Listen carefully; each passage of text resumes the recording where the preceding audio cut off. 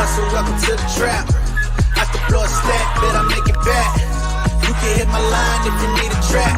But we can't even talk if it ain't about the bag. What's going on, y'all? It's the kid J Nolan here. Hey, another saga of Dirty Game Records, okay? We're talking about the music business and the mechanics of everything, how artists get left behind. So the legendary hip-hop group Black Sheep, they're suing Universal Music for over $750 million in unpaid royalties. Now, this isn't just on behalf of Black Sheep, all right? This is looking kind of like a class action lawsuit, including hundreds, if not thousands, of artists in the Universal umbrella that have been missing out on money for decades. So according to Rolling Stone, the duo, comprised of Drez and Mr. Lounge, are accusing UMG of owing over $750 million to not only them, but their entire roster for allegedly breaching contracts with a sweetheart deal that they have with Spotify. Black Sheep are alleging that Universal accepted both cash and company stock from Spotify in exchange for music from their artists, and then turned around and only counted the cash when it distributed royalty payments, right?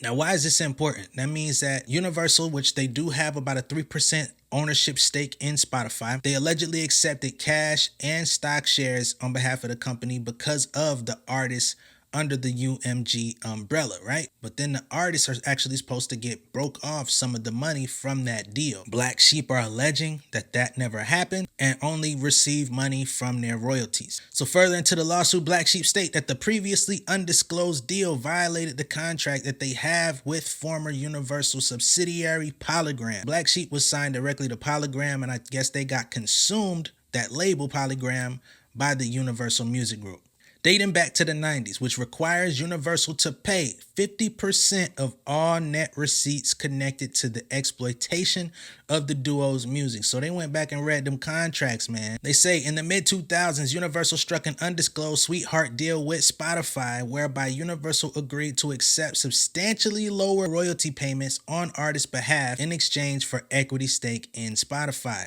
which was then a fledgling streaming service, right?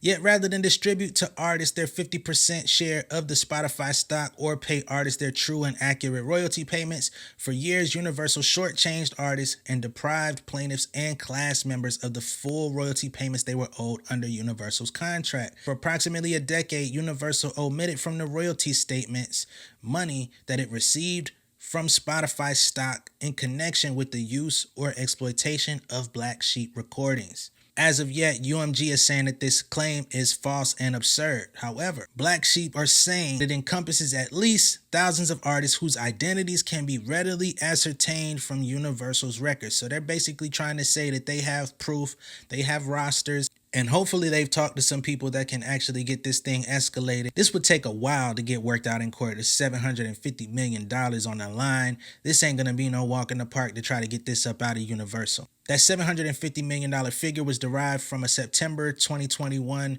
Universal report that valued its stake in Spotify at approximately $1.7 billion. The lawsuit alleges a substantial portion of that stake stems from the shares Universal and its subsidiaries acquired in or around 2008. So Spotify wasn't even around in 2008. It wasn't even out there. I don't think we really started using Spotify until at minimum probably 2012. Yeah, so I'm pretty close. Spotify was founded in 2006, so I guess that 2008 interest definitely will make some sense. They opened up registration for free and all of that stuff in the UK in 2010.